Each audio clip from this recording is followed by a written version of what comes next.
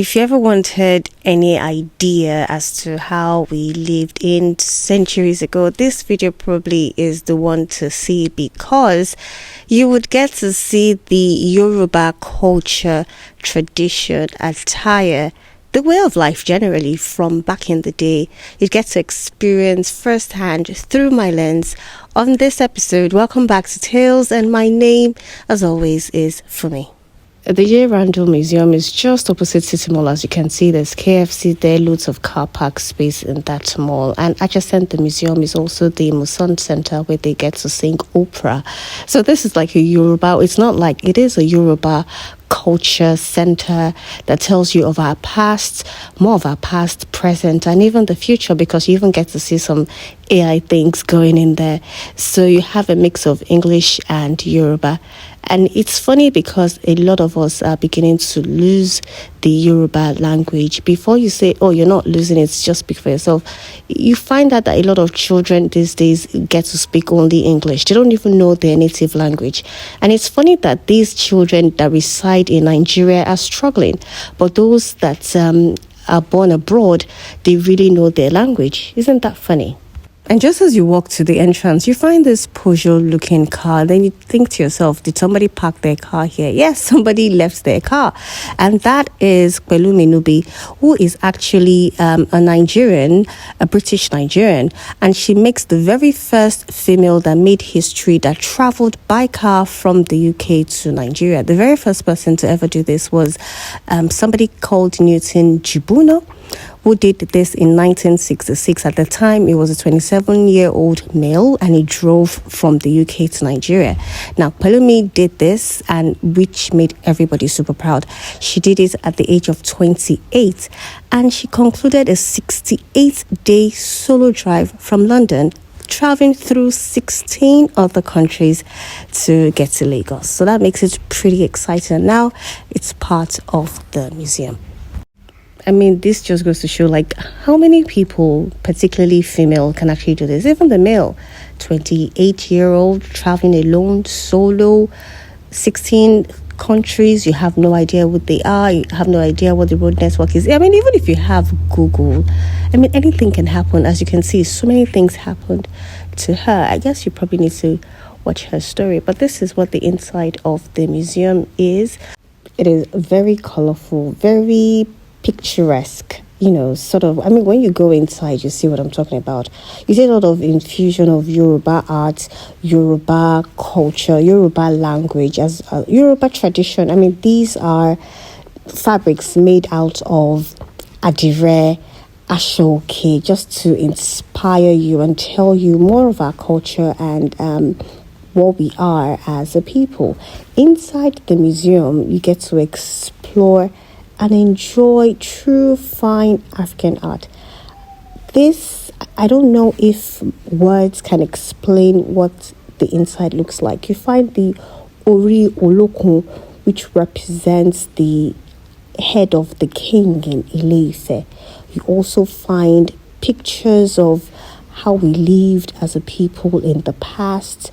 You find so many things, instruments, and things obviously just to draw you in and make you wonder and listen and think and reminisce and just, inspire the next generation.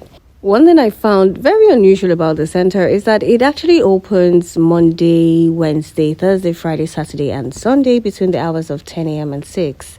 And it closes on Tuesday. You find other places do the opposite. So some places would open Monday to Saturday, close on Sunday, or Sunday close.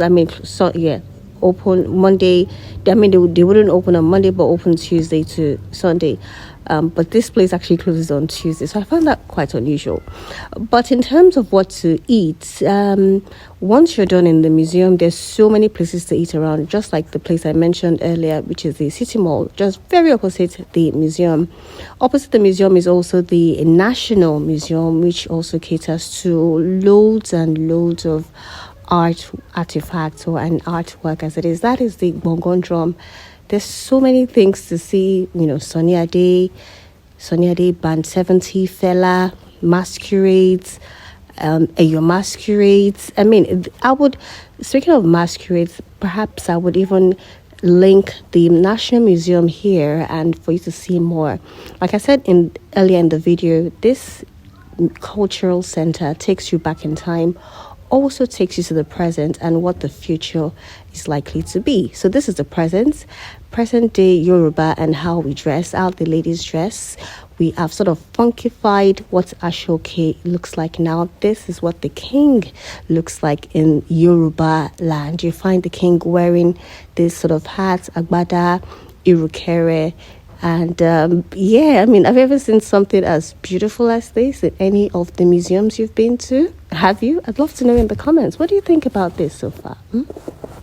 And unlike many museums in the world of such caliber, you find out that you might enter for free. This museum is different. You have to pay a token of 5,000 naira. So it's not free. You can always pay that at the front desk. But remember, Tuesdays is not open to tourists. You find a lot of people now coming to Lagos and not wanting to do the usual, go clubbing, go restauranting, go beachy. They want to explore the museum. So you find a lot of art exhibitions springing up almost every weekend now in the city of Lagos. And I need to see more museums like this. So already in Lagos, we have two of this kind. We have the National Museum, we have the J Randle Centre.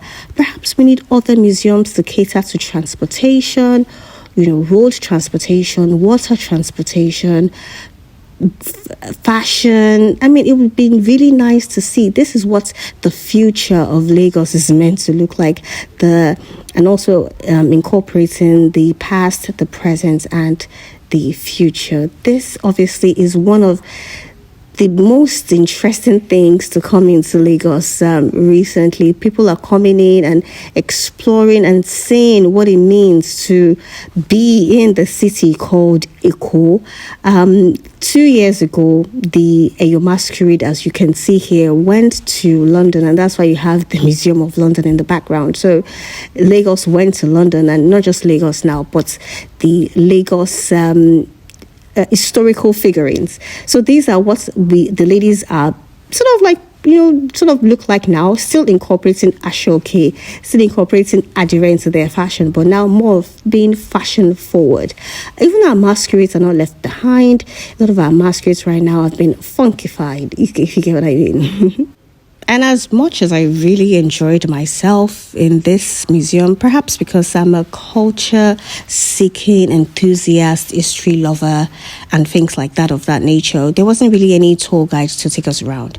So for those that are not Yoruba, or for those that are not even Nigerians, you might just get a bit lost or find yourself a bit lost because the setting is really dark. So not dark in terms of the mood, right? But in terms of the lighting, I guess it's for them to portray some of these artwork in good light. So if you don't have somebody explaining what this is all about, you might have to see yourself straining into to read the wordings. So I think it's something they probably should look to if they don't have that already.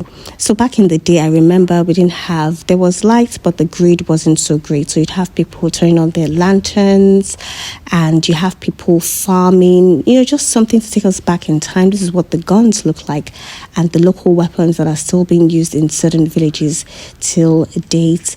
You have cowries, which was a form of money exchange, before currency came in, and how we still used to do our hair. These are the people that kept this. I must really, really applaud them.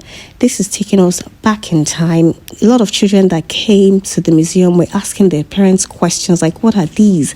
We want to go home. But the parents themselves were lost in time, were taken back to their childhood, and they were stuck. It's like being stuck in time and not wanting to leave a particular place. That is exactly how this place felt for the adults and for the inquisitive and very, very curious children. It felt like that too.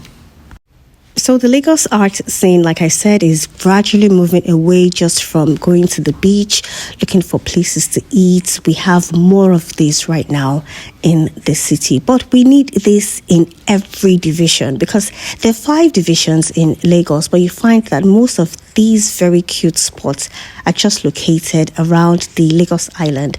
By Lagos Island, I mean that covers Etiosa, Lekki, Victoria Island, Ikoyi, Bejuleki, and the like. So we need other very cool spots, and just like the arty scene to be divided in other divisions like Ikeja, like Ekpe, like Badagry, Ikorodu, and that would really, really help boost tourism in Lagos. So far, I thoroughly enjoyed myself on this trip. But if you're not an art lover like myself, you might be wondering, what is this all about? But if you are, then I must tell you that it's something that you would really, really enjoy.